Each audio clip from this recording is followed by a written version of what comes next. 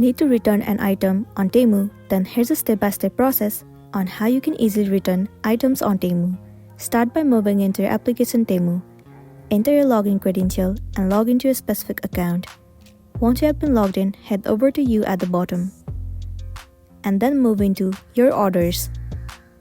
Once you are in this page, you will be able to see the option of returns.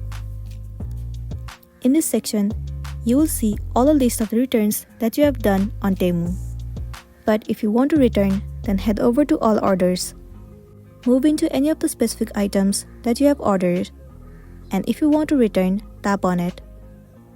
At the bottom, you'll see the option of return. Click on it. Enter the reason why you want to return the order. If the reason is valid, then you will get a refund from your returns. So that's the wrap for this video. If it was helpful, give it a like and check out our next tutorial. Thank you.